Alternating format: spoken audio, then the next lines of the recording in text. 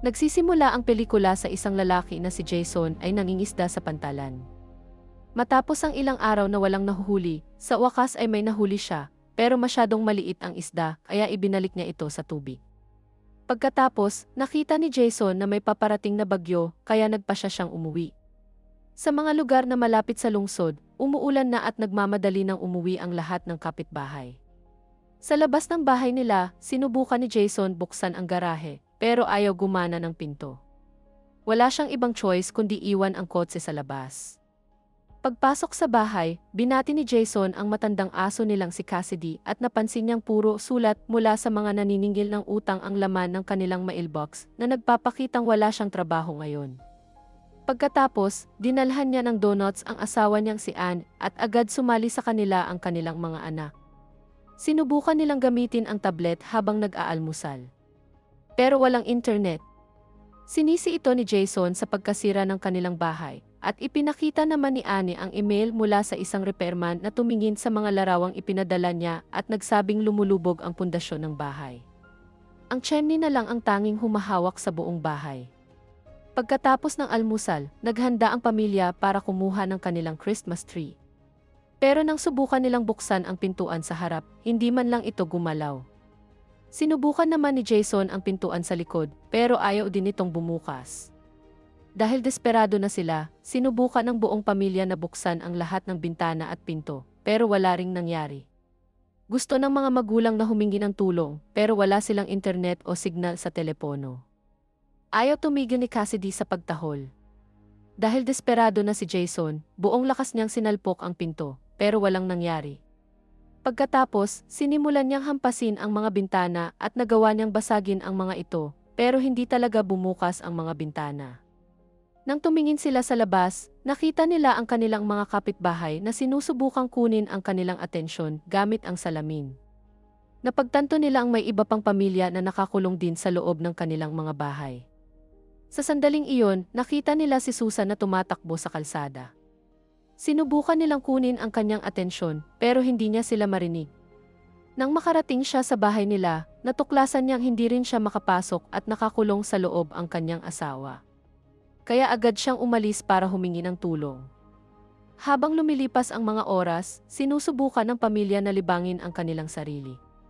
Gumamit si Jason ng mga gamit para subukang ayusin ang pinto ng garahe, pero ayaw pa rin itong bumukas. Napag-usapan nila ang kanilang mga kapitbahay at naalala nilang may isa sa kanila na may bangka. May mag-asawa sa isang bahay na sumulat sa salamin na naiipit sila roon matapos ang isang gabing magkasama lang sila. Samantala, nagsimulang makipag-usap ang mga Richardson gamit ang isang whiteboard, kaya sumagot si Jason gamit ang birding board ng kanyang anak.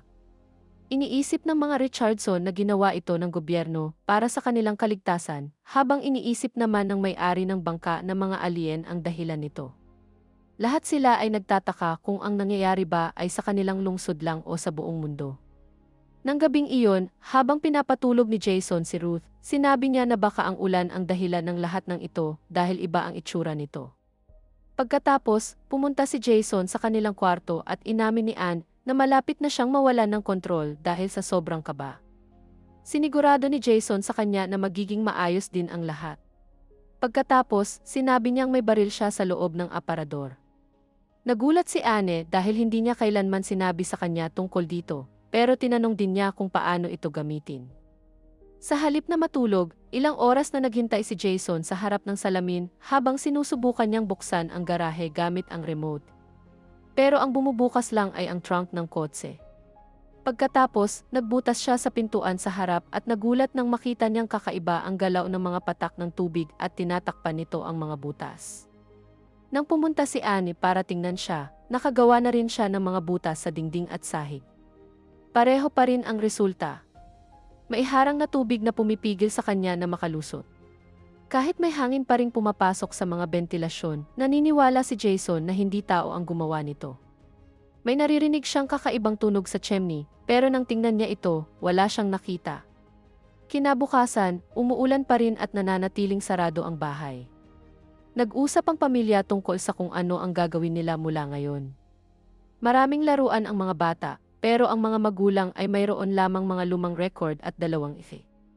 Sinabihan nila ang mga bata na ipagpatuloy ang kanilang mga gawain sa bahay at maligo araw-araw. Magsisimula rin silang magtipid ng pagkain para umabot ito ng halos 2 buwan. Kailangan din nilang mag-ingat sa paggamit ng kuryente, gas, at tubig dahil baka hindi ito magtagal.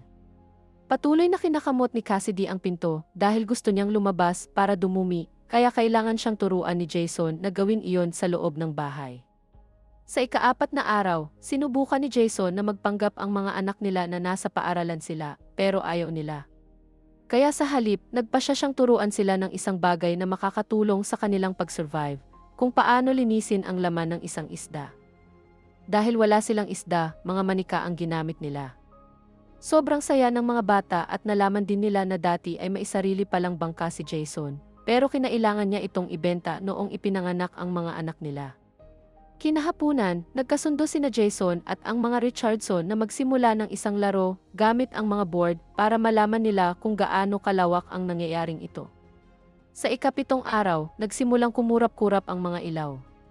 Iniligtas ni Jason ang lahat ng buto ng mga gulay at mga natirang pagkain, umaasang makakapagtanim sila ng mga halaman. Nalaman ni Jason mula sa mga Richardson na 5 block ang apektado at nag-usap sila ng ilang sandali gamit ang mga board. Sa kasamaang palad, wala nang pagkain ang mga Richardson, pero wala ring paraan si Jason para tulungan sila.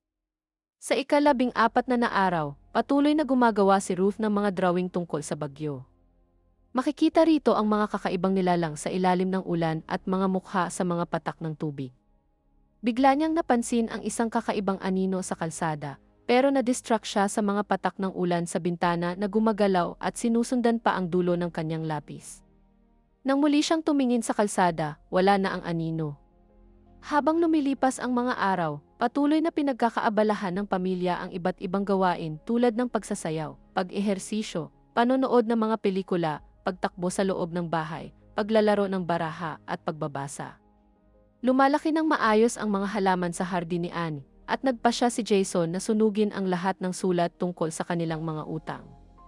Para sa mga dekorasyon sa holiday, gumamit sila ng iba't ibang bagay sa bahay para gumawa ng pansamantalang Christmas tree. Sa ika-30 araw, sinabi ni Ruth habang nakatingin sa bintana na bumalik na ang rainwalker dahil palagi raw itong pumupunta kapag umuulan. Hindi siya pinaniwalaan ng kapatid niyang si Graham, pero nang tumingin siya sa labas, nakita rin niya ang isang anino sa kalsada. Natakot siya at sinabi niyang baka hayop lang iyon. Habang naghahapunan, nagreklamo ang mga bata dahil sawa na silang kumain ng parehong pagkain araw-araw.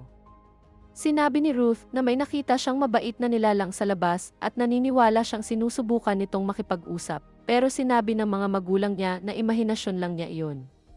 Nang magalit si Ruth, hindi sinasadyang napikon si Jason, kaya sinubukan niyang pasayahin ang pamilya gamit ang cookies. Sa kasamaang palad, hindi masarap ang mga ito dahil wala silang asukal. Pagkatapos matulog ng mga bata, nagpasya ang mag-asawa na manigarilyo bago muling manood ng parehong pelikula. Pero sawa na si Annie rito, kaya nagpasya silang humiga sa tabi ng pintuan papunta sa hardin at tumingin na lang sa mga bituin.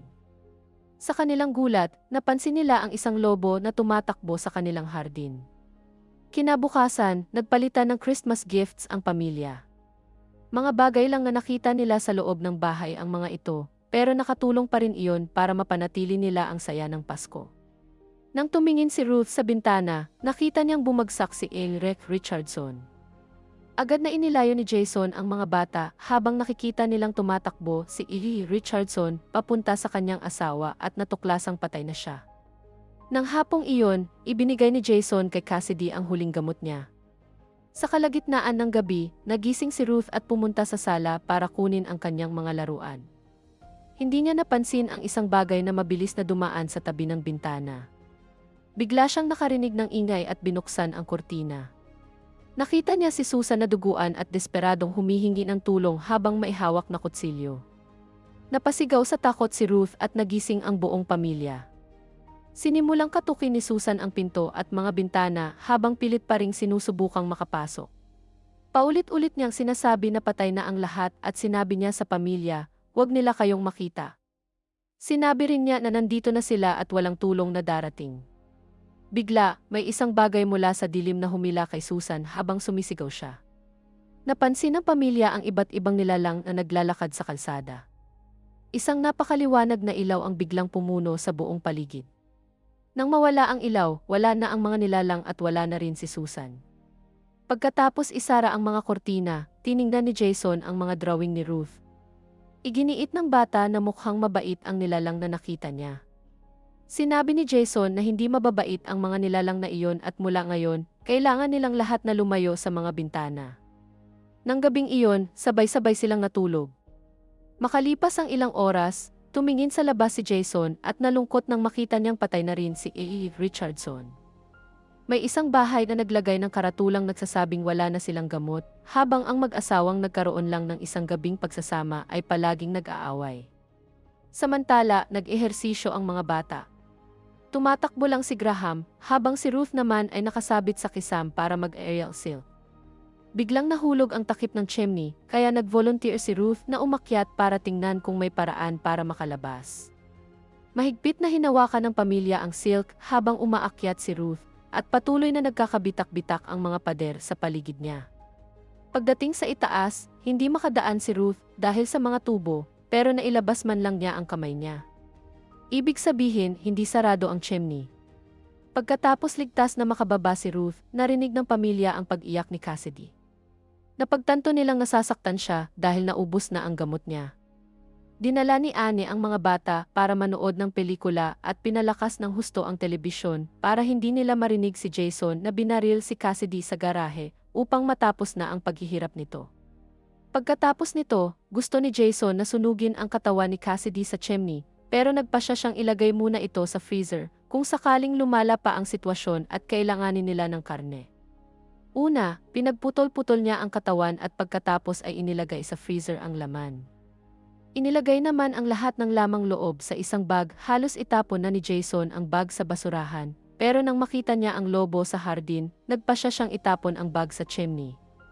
Agad na lumapit ang lobo sa bag, pero bago pa nito makain ang laman, nagsimulang umulan kaya tumakbo ito palayo.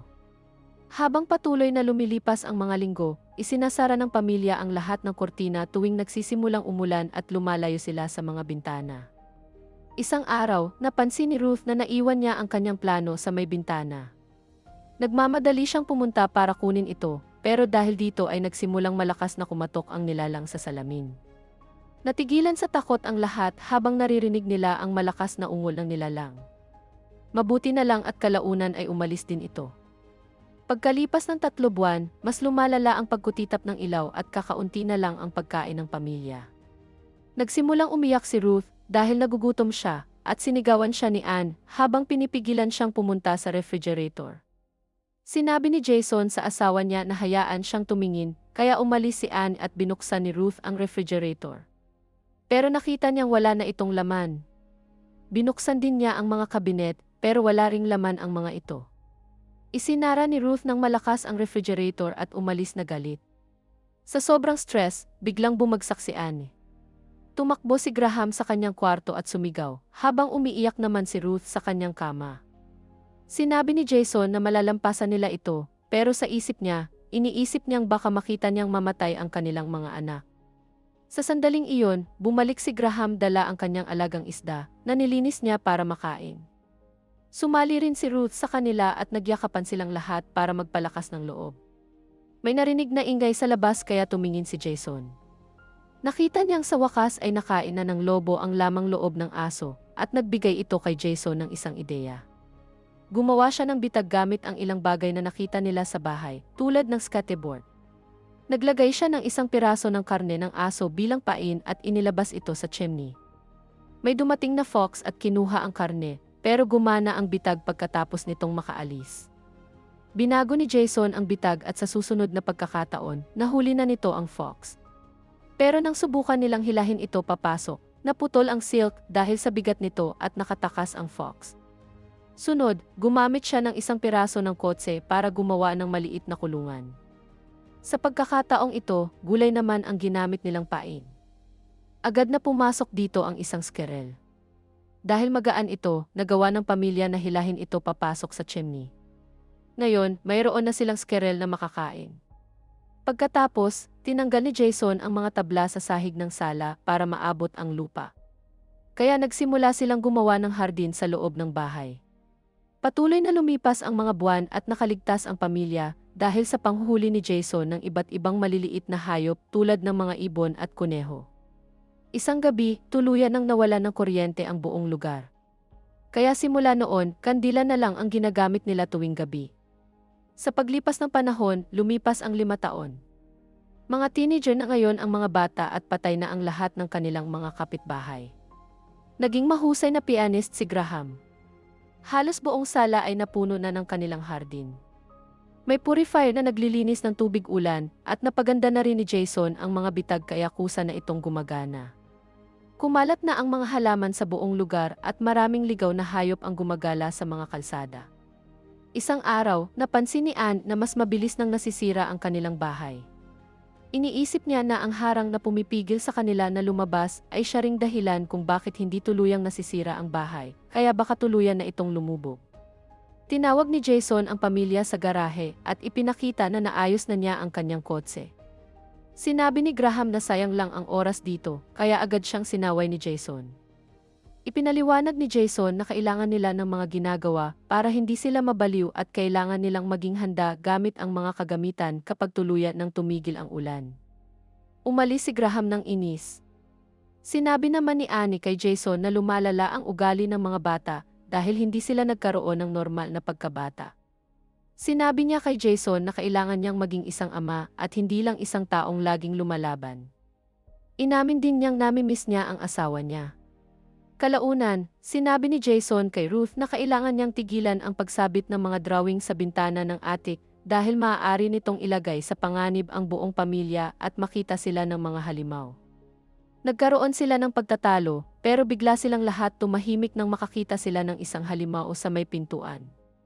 Habang tumatakbo ang pamilya para magtago, nagsimulang pumasok ang tubig sa maliit na siwang ng pinto at gumalaw ang doorknob. Sa unang pagkakataon matapos ang maraming taon, bumukas ang pinto. Pumasok ang halimaw sa bahay at nagsimulang maghanap sa kanila. Naglalabas ito ng nakakatakot na laway na agad na nagpaparumi sa kanilang tubig. Nag-alala si Anne para sa kanilang mga halaman at gusto niyang patayin ang sprinkler. Pero nang gumalaw siya, narinig siya ng nilalang kaya kailangan niyang magtago ulit. Kahit lumapit ito sa kanya, hindi siya nakita at nagpatuloy lang ito sa paglalakad. Paulit-ulit na tumatago sa sahig ang mga paa nito kung saan nagtatago si Ruth. Mabuti na lang at hindi ito umabot sa kanya. Maya-maya, nagsimulang mamatay ang mga halaman dahil sa laway nito. May ilang patak din na nahulog sa mukha ni Ruth. Sa sandaling iyon, may narinig na ingay sa labas at may mas maraming nilalang na lumitaw sa may bintana. Agad na lumabas ang halimaw sa bahay para sundan sila. Nang makita ni Graham na bukas ang pinto, mabilis siyang tumakbo palabas. Pero pinigilan siya ni Jason dahil malapit pa ang mga halimaw. Maya-maya, muling nagsara ang pinto. Pagkatapos, hinawakan ni Ruth ang mga patak na nahulog sa mukha niya at napagtanto niyang hindi pala iyon laway. Tubig dagat lang pala iyon. Napansin ni Jason na hindi na umuulan at sinubukan niyang buksan ang pinto, pero muli na itong nakasara. Kalaunan, nagbasa si Ruth ng isang libro tungkol sa mga kwento tungkol sa dagat at napag-isipang hindi mga alien ang mga halimaw. Galing sila sa karagatan at ito ang mundo nila. Itinama siya ni Jason at sinabi na ang lugar na iyon ang kanilang tahanan. Pagkatapos, nakumpirma ng mga magulang na patay na ang lahat ng kanilang halaman at marumi na ang kanilang tubig. Iniisip ni Jason na maaari silang magsimula ulit, pero gusto ni Anne na harapin niya ang totoong sitwasyon. Kaya nagkaroon na naman sila ng pagtatalo. Samantala, nakahuli ang bitag ng isang ferret at naipasok ito sa bahay. Nang buhatin ito ni Ruth, kinagat nito ang kamay niya at tumakbo palayo. Narinig ng mga magulang ang sigaw ni Ruth sa sakit at agad na tumakbo papunta sa kanya dahil nag-aalala silang baka maimpeksyon ang kagat. Sa sobrang galit, hinuli ni Jason ang ferret at pinatay ito. Kinagabihan, nilalagnat ng sobra si Ruth at hindi na makabangon sa kama. Ibinigay nila sa kanya ang huli nilang malinis na tubig, pero kailangan niya ng gamot. Dahil desperado na si Jason, sumakay siya sa kotse at paulit-ulit itong ibinangga sa pinto ng garahe. Pero ayaw pa rin itong bumukas. Sa huli, bumangga ng malakas ang kotse at tumama ang ulo ni Jason kaya nahilo siya. Narinig ng pamilya ang ingay at agad silang tumakbo para tulungan siya. Halos hindi na makalakad si Jason at bumagsak sa sahig. Doon niya napansin ang ilang bitak. Nagising siya sa kanyang iniisip at kumuha ng isang gamit para tingnan kung gaano kalalim ang bitak. Pagkatapos, tumakbo siya sa buong bahay para tingnan ang iba pang mga bitak. Nang mapansin niyang mas lumalalim ang mga ito, napagtanto niyang gumagalaw ang bahay at maaaring maging daan ito para makalabas sila. Sa banyo, binasag niya ang mga tiles sa sahig hanggang sa makakita siya ng tubo na papunta sa sistema ng imburnal.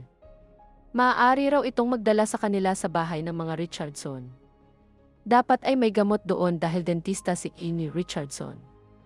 Hindi kasya si Jason sa tubo. Kaya nag-volunteer si Ruth na pumunta, dala ang flashlight at camera para magabayan siya ng pamilya. Tinahak niya ang mga imburnal hanggang sa makarating siya sa isang pader. Mabuti na lang at maluwag ang mga brick kaya naitulak niya ang mga ito at nakalusot. Sa sandaling iyon, nawala ang signal ng kamera at nabaliw sa pag-aalala si Jason habang sinusubukan niyang palakihin ang tubo. Tumakbo si Graham sa bintana at tinawag ang kanyang ama nang makita niyang ligtas si Ruth sa bahay ng mga kapitbahay. Tumingin si Ruth sa paligid at nakita niya ang maraming halamang lumaki ng sobra at ang nabubulok na katawan ni Eric Richardson. May mga marka rin sa mga dingding na parang ilang taon nang binabaha ang bahay. Nagsimula ng umulan kaya hinanap ni Ruth ang gamot. Nang makita niya ito, naghanda na siyang umalis pero natuklasan niyang bumalik na ang mga halimaw. Di nagtagal, nagsimulang pumasok ang mga nilalang sa bahay. Maingat na gumapang si Ruth papunta sa basement na binabaha na rin. Bigla siyang nagulat sa isang nakakatakot na mukha pero katawan pala iyon ni Amy Richardson. Dahil sa sigaw niya, napansin siya ng nilalang kaya kailangan niyang magmadali. Lumangway siya sa tubig ng imburnal hanggang sa makita niya ang tubo. Pero nakita pa rin siya ng isang halimaw at agad niya itong binaril. Gayunpaman, walang epekto ang mga bala at inagaw ng nilalang ang baril niya. Sinimulang hilahin ng pamilya ang silk at sa wakas ay nakalabas si Ruth sa tubo. Umaakyat naman ang halimaw papunta sa kanya. Mabilis na binasag ni Jason ang pader at hinayaang harangan ng mga nahulog na piraso ang tubo bago pa makarating ang halimaw. Samantala, ibinigay ni Ruth ang gamot kay Ruth at nagsimula na itong gumaling. Gusto ni Jason na magtago ang pamilya sa attic habang naghahanda siyang ilayo ang mga halimaw.